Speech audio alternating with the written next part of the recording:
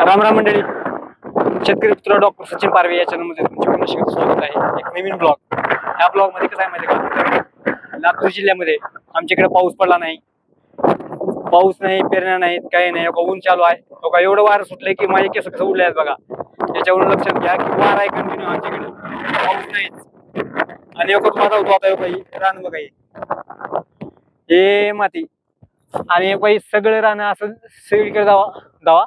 कारण सगळे रानं कसे आहेत माहिती आहे का, पाळी वगैरे व्यवस्थित झाली आहे, नांगरणी झाली आहे, सगळे रानं तयार मशागती करून तयार करून ठेवले. पण पाऊस खरंच नाही. आणि तुम्हाला सांगतो आता सध्या लावतो मी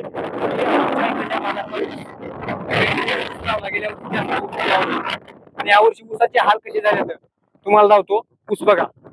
आणि विशेष कसं आहे माहिती आहे का, सध्या वारं जास्त सुटलंय आणि त्यामुळे पाऊस पडायचा आकारच नाही.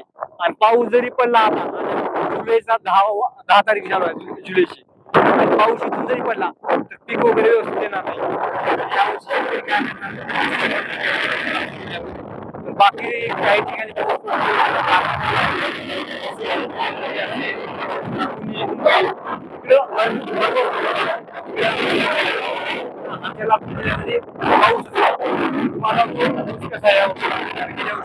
काय केली जास्त पाऊस पडला गेल्या वर्षी जास्त पावसामुळे पिकं वाटवली जाते. पण ह्या वर्षी आता ऊसाचे हाल काय आहेत तुम्हाला जवळून धावतो बघा. तर मंडळी, माझ्या काही ऊस बघा, फार ऊस करपून गेलाय. कारण पाऊस नाही पार काही बघा, वाळून गेले सगळं वाळून गेलाय.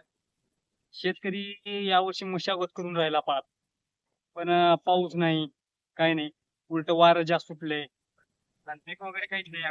यावर्षी सगळं गावात आहे, कुणा वर्षी पावसानं जात नाही, कुणा वर्षी असं पाऊस पडत नाही, त्यामुळं नुकसान होते. आणि काय माहिती आहे का, गेल्यावर पिकेल त्याला भाव नव्हता. सोयाबीन असेल आणि ऐन कसं होतं माहिती आहे का, नंतर सरकार भाव देते. सरकार शेतकऱ्याला थोडं कसं आहे, चांगल्या भावनेने बघत नाही. बाहेरच्या देशातून सोयाबीन असेल किंवा दुसरं काही पीक असेल तर जे काही आहे माल हे आयात करते आणि आपल्या देशातल्या शेतकऱ्याचं नुकसान करते.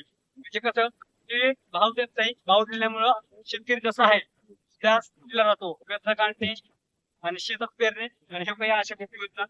पेरणे झाल्यानंतर नुकसान होते पाऊस पडून, आणि कधी पेरण्याच होत नाही. अशा गोष्टी होतात आणि शेतकऱ्याच्या मनात बिलकुल होत नाही. कारण मी शेतकरी पुत्र आहे, शेतकऱ्याचा मुलगा आहे, मला सर्व गोष्टी माहित आहेत. जवळून बसतोय आता. हे काही बघा, मला लावतो जवळून. काय आता ह्या शेतकऱ्यांनी काय करावं बरं, काय आता काय चुकीचं गेल्या वर्षी पाऊस पडला होता, पेरला होता, पण आता काय पाऊस पडायचा नाही. आता सोयाबीन पेरता येत नाही आणि काही पेरता येत नाही, कारण आमच्या भागात पाऊस नाही. आणि विशेष आमच्या इकडे कोणती मोठी नदी नाही तिथे पाणी साठतंय, आणि या पाण्याचा आपण वापर करून आपलं पीक आणता येईल अशा आहे. अरे, तळ असलं काही असलं तर एका दिवस भागते भागवते, किंवा पाणी साठवून ठेवल्यानंतर ती वापरायचं. तीच गोष्ट त्यानंतर पावसावर शेती अवलंबून आहे आमच्या भागात. हीच आमच्या शेतकऱ्याचं किंवा आमच्या शेतकऱ्याचं एक दुर्दैव आहे म्हणा. कसं आहे, पाणी असलं आणि साठा असला तर एका दिवस देऊ शकते. साठाचा नाही, पाणी साठवायला काहीच नाही, आणि इथं नदी नाही, काही नाही.